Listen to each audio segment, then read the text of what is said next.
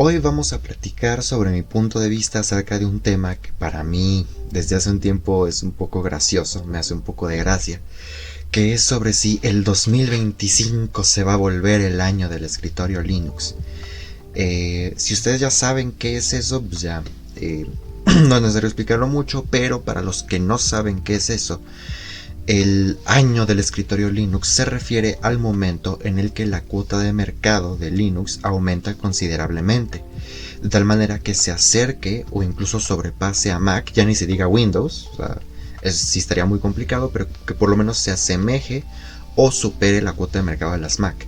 Esto en el mercado doméstico, yo me refiero al ámbito doméstico, porque en servidores Linux creo que el 90% de servidores usan Linux. Entonces me refiero al ámbito doméstico, no empresarial, ni de estaciones de trabajo, ni de servidores. Me refiero al ámbito doméstico. Entonces, primero que nada, quiero decir que yo no pienso que el próximo año sea el año del escritorio Linux, así como yo no pienso que el 2026 lo sea, ni el 2027, ni el 2028, ni el 2029, ni el 2030, ni nunca. Yo no pienso que nunca va a ser el año del escritorio Linux, y ahorita les voy a explicar por qué. Y al mismo tiempo, pues yo en cierto modo preferiría que nunca sea el año del escritorio Linux. A mí no me gustaría que ocurriese el año del escritorio Linux. Y para explicar bien esto, primero voy a exponer el por qué pienso que nunca va a ocurrir. Y para explicar el por qué no me gustaría que ocurriera, voy a exponer tres situaciones que desde mi punto de vista ocurrirían si llega el tan aclamado año del escritorio Linux. Primero que nada, ¿por qué pienso que no va a ocurrir? La razón más sencilla es que simplemente es algo que se lleva hablando desde los años 90. O sea, desde los años 90 existe esta onda del año del escritorio Linux y nunca se da. Y este año 2025 no tiene por qué ser la excepción. Yo no pienso que se vaya a dar ese tan esperado aumento en la cuota de mercado para ahora sí desafiar a Windows en el ámbito doméstico. Yo no pienso que eso vaya a suceder porque los años anteriores no sucedió y este año que viene no tiene por qué ser distinto, en primer lugar. En segundo lugar, para que realmente la cuota de mercado aumente, pues Linux tiene que ser económicamente atractivo para las empresas. Que esto tiene mucho que ver con lo que voy a exponer después en las tres situaciones que ocurrirían si la cuota de mercado de Linux aumenta. Pero básicamente las empresas tienen que ver dinero para que realmente la cuota de mercado a nivel doméstico pueda aumentar. Entonces, con esos dos puntos, para mí ya es imposible que en algún momento llegue el tan esperado año del escritorio Linux. Empezando por ahí. Ahora, ¿por qué yo no quiero o no me gustaría que llegase el año del escritorio Linux? Y es por estos tres puntos, estas tres situaciones que desde mi punto de vista ocurrirían.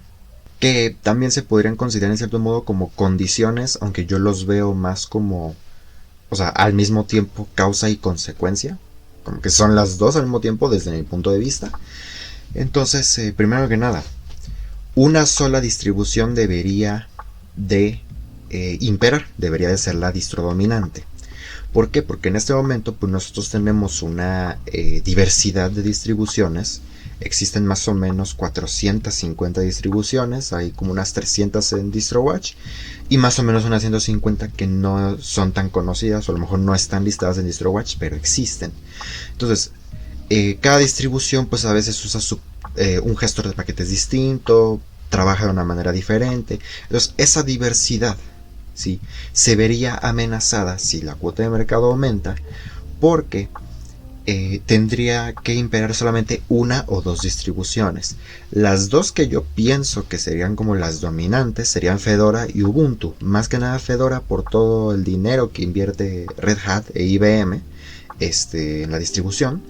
Y Ubuntu pues porque todavía tiene un poquito de relevancia, ya no tanta como hace algunos años, pero más o menos. En el caso de Fedora, pues ya sabemos nosotros que si Red Hat está en la ecuación, entonces IBM también está. Entonces eso significa evidentemente que yo pienso que Fedora sería como la distro dominante en todos los aspectos por toda la inversión o todo el dinero que podría meterle IBM.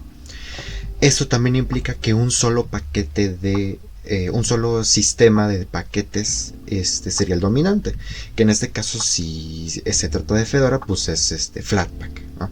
Que si fuera Ubuntu ahí me gustaría mucho menos, porque entonces serían los Snap. Los Flatpak no me parecen malos, todavía como que los aguanto, aunque sí evito utilizarlos, pero no me parecen malos. Pero los Snap sí son una tremenda porquería. Y si Ubuntu llega a dominar el mercado, pues prácticamente sería Snap el sistema de paquetes dominante, y eso sí sería terrible. En cambio con Fedora pues el sistema de paquetes dominante sería Flatpak, que como digo, Flatpak no me parece mal, pero aún así evito utilizarlo por las desventajas que tiene, sobre todo con el tema de rendimiento y de espacio, de economización de espacio. Y eso amenazaría también la manera en la que se distribuye el software en GNU Linux. Supongamos un escenario hipotético en el que justamente Fedora se vuelve dominante, por ende Flatpak se vuelve dominante, y puede haber software libre que sea libre, pero que solamente se distribuya para Flatpak, tomando únicamente en cuenta pues a Fedora en todo caso, las distribuciones que utilizan Flatpak. Entonces yo que estoy en Arch Linux y que no tengo Flatpak instalado, no podría utilizar ese programa, ¿ok?, sin hacerle modificaciones. Y si resulta que este programa se hizo pensando más que nada en estar integrado con Flatpak y a lo mejor por sí solo no funciona muy bien o no funciona en absoluto, pues ya vale, no puedo utilizar ese programa. Y se supone que es software libre, pero no lo podría utilizar porque tendría que instalar Fedora o tendría que instalar Flatpak. Entonces ya no podría realizar mi computación como yo quiero, y con eso se rompe la libertad cero del software libre. Entonces ese es el primer punto. Una sola distro, una o dos máximo, serían las dominantes, y con ello también solamente un gestor de paquetes sería el dominante, y todos los demás pasarían como un segundo plano. Se dejaría de distribuir tanto software en ese tipo de paquetes. En primer lugar está eso. En segundo lugar, que tiene que ver con lo que les estaba diciendo, supongamos que vamos a seguirnos con la línea de Fedora, ¿ok? Vamos a dejar Ubuntu, vamos a seguirnos con Fedora. Vamos a decir que IBM le empieza a meter dinero. Entonces, más empresas ven a Fedora como económicamente atractivo. En consecuencia empiezan a invertir, empiezan a meter dinero en la distribución, y empieza a ocurrir lo que ya sucede con Fedora, aunque a lo mejor a una menor escala, que es que todas las actualizaciones que salgan, todos los cambios, así que el software como tal, se adaptaría para suplir o para cumplir los intereses de las empresas y no las necesidades de los usuarios. Entonces esa distribución dejaría de ser un bien y se convertiría en un producto. No sé si ustedes conocen el dicho de que si tú tienes un producto, sobre todo refiriéndose a redes sociales, si tú tienes un producto que es gratuito, entonces tú eres el producto. Esto en el software libre, desde mi punto de vista, no sucede, lo cual es evidente porque yo pienso que el software libre es un bien comunitario, porque a fin de cuentas es software que es hecho por y para la comunidad. Entonces es un bien comunitario, es un bien del cual todos se pueden beneficiar. Si sucede esto que les digo, entonces Linux se convertiría en un producto que buscaría cumplir los intereses de las empresas a costa de las necesidades de la comunidad. Entonces ahí sí nosotros nos volveríamos el producto, si es que permanece Linux como un software gratuito, pero ya estaría enfocado totalmente a las necesidades de las empresas a costa de nuestro beneficio. Entonces dejaría de ser un bien comunitario y se convertiría en un producto. Ese es el segundo punto. El tercer punto, que tiene mucho que ver con los dos anteriores, es que al ser económicamente atractivo para las empresas, empezarían a desarrollar un montón de software o a portear un montón de software a Linux. Entonces tendríamos Microsoft Office, tendríamos la suite de Adobe, tendríamos un montón de software privativo en Linux. Para algunas personas del open source, que no están en el software libre pero sí en el open source, es casi el paraíso, ¿no? Casi estas personas sueñan con tener Office 365 y la suite de Adobe en Linux, ¿no? Y algún otro tipo de software privativo que quizás yo no conozco.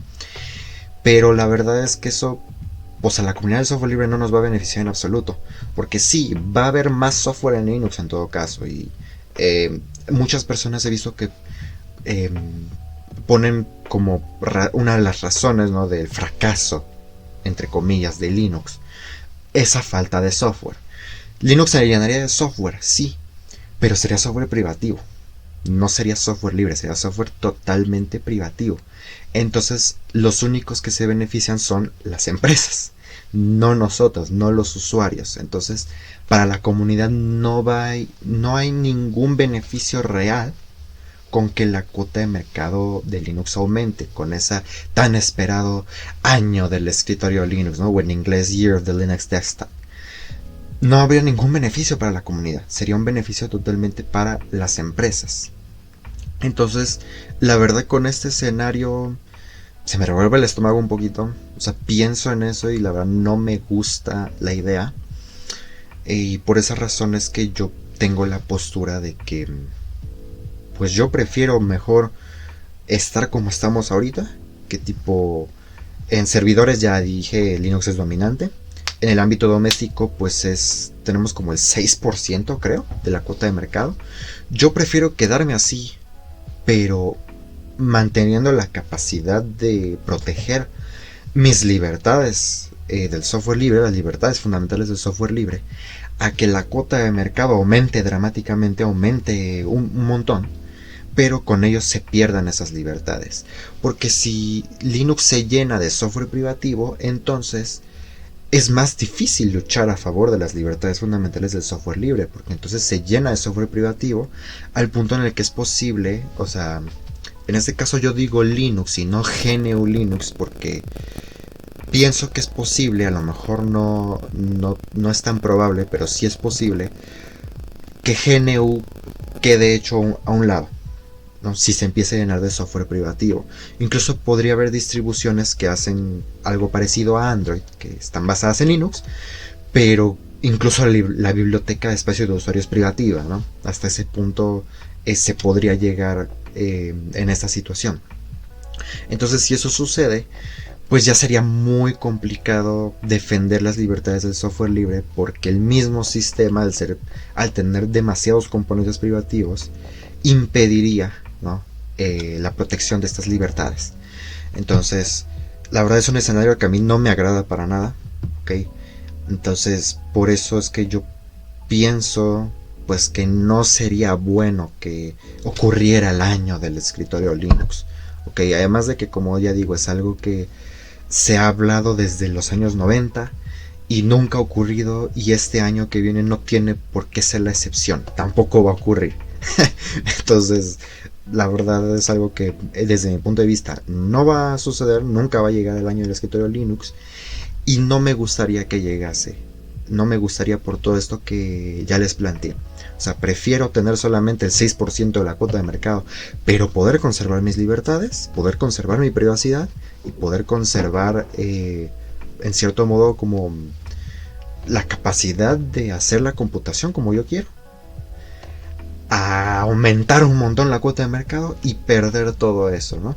Y además, pues, perder también mi privacidad, porque evidentemente si se llena de software privativo, entonces comenzaría todo el tema de la telemetría, de la venta de información, incluso aumentarían también las vulnerabilidades, ¿ok? O sea, Linux dejaría de ser un sistema tan seguro y se convertiría más bien en casi como un mini Windows en cuanto a seguridad informática.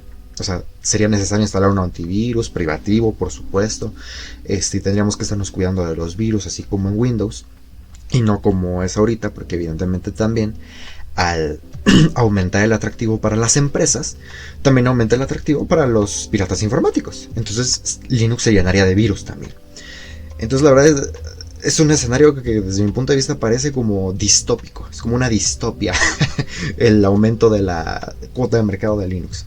Es algo que a mí no me agrada para nada y eh, si tengo que luchar en contra de eso, la verdad yo sí lo haría. Y es que es algo que he estado pensando desde hace unos días. Y es que yo creo que este año 2024, este año que está terminando, es el momento en el que empieza, o en el que empezó, como a surgir la nueva generación de líderes del software libre, ¿ok? ¿Por qué? Porque ahorita la generación actual, pues es gente que son adultos, son gente que a veces ya son mayores de 60 años. Richard Stallman es un señor de 71 años, así que desde mi punto de vista ya debería de descansar. Toda su vida trabajó en favor del software libre y eso es algo que personalmente le agradezco muchísimo, independientemente de sus puntos de vista polémicos, que es algo que ya hablamos en el video que hice sobre Stallman. Pero de resto, trabajó toda su vida en favor del software libre. Agradezco todo ese trabajo que él hizo, pero yo pienso que ya es hora de descansar. Y así va a pasar con la mayoría de la gente que está ahorita en el software libre. Se van a empezar a retirar poco a poco porque es gente que eventualmente pues van a llegar a la tercera edad, así como Stallman, y ya no van a poder realizar el mismo activismo que antes, la misma difusión que antes. Entonces yo pienso que este fue el año en el que comenzó a surgir la siguiente generación de líderes del software libre, de la cual personalmente a mí me gustaría formar parte. O sea, sería todo un honor para mí formar parte de esta nueva generación de líderes, que si no sucede no pasa nada, puedo también contribuir a mi manera, porque al fin de cuentas formo parte de la comunidad y toda la comunidad en su conjunto puede contribuir y puede difundir.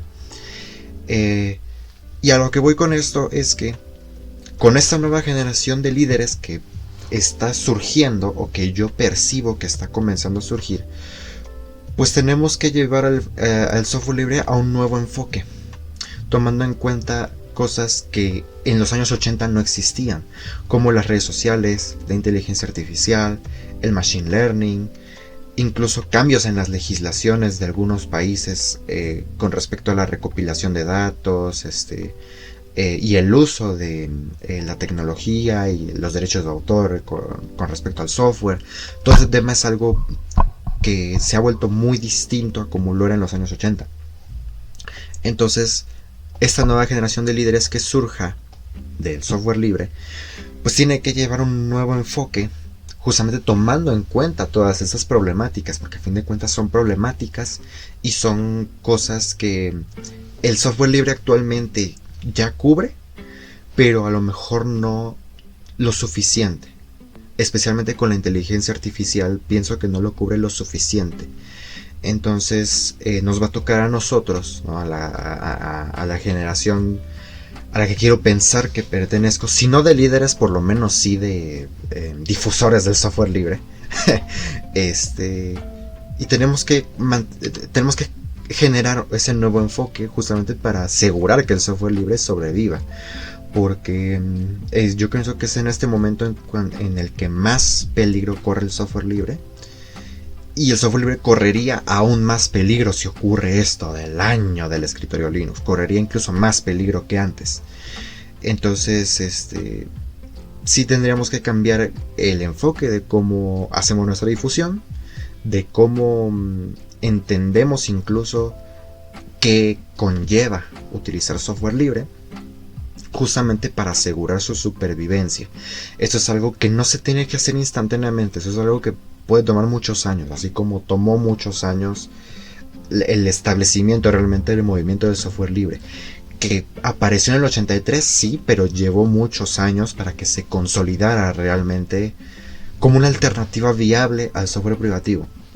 Algo así pienso que pasaría ahorita, que no sería algo instantáneo, sino sería un proceso hasta que el software libre se vuelva a consolidar como un movimiento social pues ya modernizado, que no se quede estancado en lo que era en los años 80 y 90, sino que se modernice, ¿no? Y que pueda hacer frente al open source, que el open source le hizo un montón de daño al software libre, y al posible surgimiento de software privativo dentro del espacio libre, que en este caso es, como digo, pues que empieza a haber mucho software privativo en Linux, y con la llegada del año del escritorio Linux, ¿no? Entonces, esos son mis pensamientos, ese es mi punto de vista al respecto. A lo mejor soy muy blanda al respecto, la verdad es que también he estado llevando un proceso de ya no ser tan ortodoxa como antes, sobre todo porque sí he tenido que usar más software privativo debido a la universidad, porque algo tan sencillo como entrar a la escuela se me impide si no uso software privativo, que en este caso es con la credencial virtual, porque no nos dieron credencial física, tenemos nada más la virtual, y para poder usar la credencial virtual tenemos que usar Microsoft Teams. Entonces, si yo me rehúso a eso, pues no entro a mi universidad. Y no es tan fácil como simplemente cambiarme a una universidad que no me imponga esa restricción, porque ya voy a entrar a sexto semestre. Y no es fácil encontrar una universidad que me revalide las materias y que me permita continuar desde donde me quedé. Entonces, en esa situación sí me he visto en la necesidad de usar más software privativo.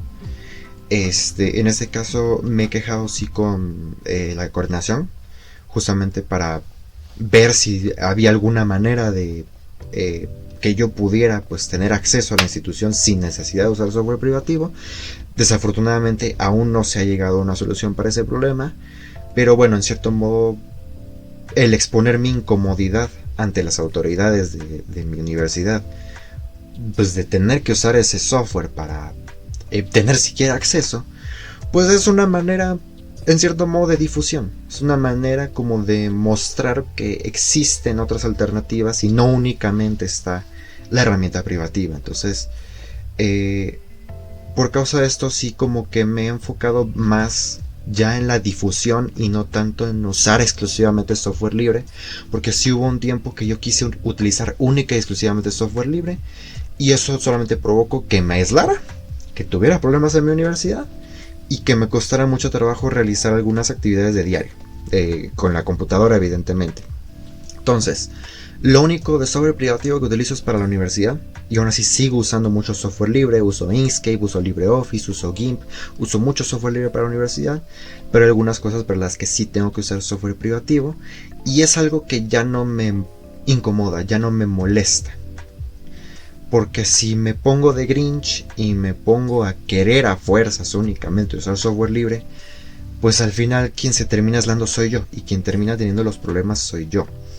Entonces también pienso que tenemos que cambiar un poco también ese enfoque de ya no ser total y absolutamente ortodoxos, sino entender que incluso si una persona a lo mejor decide dejar de usar, no sé, a lo mejor no Windows, no sé, deja de usar, no sé, Acrobat, por ejemplo, para ver PDFs, y se instala Okular, ya nada más con eso está realizando una contribución enorme al software libre, porque esa persona va a difundir que utiliza Okular con los demás.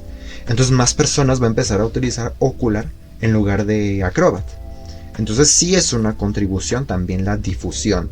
Y aunque nada más te instales un programa libre dentro de todo tu ecosistema privativo, ya es una contribución, al menos desde mi punto de vista. Es como se ha transformado mi posición al respecto. Entonces también por eso pienso que hay que cambiar de enfoque a algo que sea menos aislado, menos que no sea algo con tantos requisitos como se me llegó a presentar a mí alguna vez, que eso fue más por parte de la gente que del software libre en sí, porque sí hubo gente que me exigía que usara únicamente software privativo y que dejara de usar celular, y son cosas que no puedo hacer, porque necesito comunicarme con mi familia, necesito estudiar, necesito acceder al banco, o sea, no lo puedo hacer, simplemente no lo puedo hacer, y no necesariamente es mi culpa, es que simplemente pues yo ya llevaba una manera de vivir que he estado transformando, pero hay cosas que me cuesta más trabajo cambiar, y eso no tiene por qué estar mal, porque yo sigo haciendo difusión, sigo compartiendo el software libre con los demás, sigo hablando de software libre con mi familia y con mis amigos, sigo ayudando a las personas que necesitan soporte técnico al instalarse software libre, o sea, sigo realizando mi trabajo de difusión, incluso si he tenido que incorporar un poco de herramientas privativas en mi vida. Entonces ese cambio de enfoque justamente yo lo veo también por la parte de ser menos molestos con tener que usar única y exclusivamente software libre, y por el contrario hacer ver al software libre como algo más accesible, como algo que se puede probar, que la gente puede probar, que la gente puede ver si le gusta o no, y en todo caso si sí le gusta, pues también tiene la facultad de hacer su propia difusión, hacer su propia contribución, y ya no de tienes que usar única y exclusivamente software libre y no uses celular porque es el sueño de Stalin. O sea, no sé si me explico. No me refiero a ser más blandos, me refiero a cambiar la manera o nuestra postura sobre el software libre, dejar de ser tan ortodoxos y ser más accesibles para la gente, porque el software libre está hecho por la gente y para la gente, y si dejamos de lado a la gente pues a fin de cuentas entonces no sé qué estamos haciendo, pero difusión no. Y me han tocado algunas personas que por esa ortodoxia, por ese afán de a fuerzas usar únicamente software libre, me han quitado las ganas de usar software libre. Han logrado el efecto contrario en mí, que no he dejado de usar el software libre. Antes usaba más o menos el 98% del software que tenía era software libre. Ahorita es como el 95%, o sea, no es tan significativo, pero sí hay más herramientas privativas. Pero estas personas demasiado ortodoxas sí han provocado el efecto contrario en mí. En lugar de querer hacerme usar más software libre, me quitan las ganas. Y eso es un problema que afortunadamente solamente, por lo menos en este espacio del Fediverso, es solamente una minoría ruidosa. Pero en otros espacios afuera del Fediverso, que también son de software libre, pues la cantidad aumenta, ¿no? de este tipo de gente súper ortodoxa. Entonces yo pienso pues que es mejor cambiar de enfoque, dejar un poquito esa ortodoxia de tener que usar únicamente software libre, y más bien convertirlo en algo que sea realmente accesible para la gente.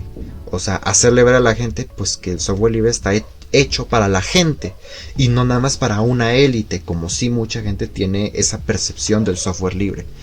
Entonces pues nada, esos son los pensamientos que he tenido últimamente. Ya les di mi postura acerca de qué pienso acerca del año del escritorio Linux y de por qué pienso que nunca debería ocurrir. Y pues nada, prácticamente esos son los pensamientos que he tenido yo. De esa manera se ha transformado también mi propia percepción acerca del software libre. Ya sé que a lo mejor algunos me van a odiar por mi punto de vista. Generalmente no me importa, porque yo sigo haciendo difusión y yo le sigo recomendando el software libre a la gente. Y para mí eso es lo importante, hacer difusión. Porque no es lo mismo utilizar única y exclusivamente software libre, pero no hacer difusión o hacer nada de difusión, como algunas personas que conozco hacen, a lo mejor usar poquito software libre, pero hacer mucha difusión. O sea, la contribución es totalmente distinta y es de una magnitud totalmente distinta. Entonces en este punto me importa más la difusión que la ortodoxia de usar 100% software libre. De esa manera es como se ha transformado mi pensamiento últimamente. Entonces pues nada más quería este espacio, ya que se está terminando el año, para platicar con ustedes sobre estos temas. Obviamente como una plática amena, no como un debate, sino más bien como para exponer nuestros puntos de vista, no para debatir realmente, ni para discutir tampoco, ni mucho menos para pelear.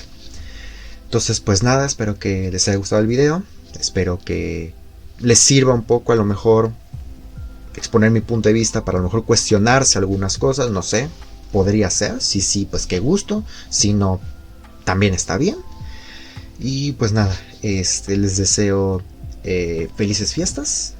Y también les deseo un nuevo año muy próspero. Y que el estado de nuestra comunidad, que en este momento está muy lastimada, yo espero que a partir del próximo año empiece a mejorar, empiece a sanar todos esos daños que ha estado sufriendo últimamente. Y yo soy optimista con que las cosas van a mejorar para nosotros a partir del próximo año. Obviamente hablando del software libre. Y con el tema de la difusión y todo eso, pues yo voy a seguir haciendo lo que hago. Lo hago menos, pues porque tengo la universidad y a veces me dejan demasiada tarea y no tengo tiempo de estar grabando videos. Ahorita vi el momento, vi la oportunidad y dije, pues lo voy a hacer. Entonces, pues nada, muchísimas gracias por ver el video, espero que les haya gustado. Como digo, felices fiestas, les deseo un próspero año nuevo y soy optimista con que el estado de nuestra comunidad mejorará poco a poco a partir del próximo año. Muchísimas gracias por ver y hasta luego.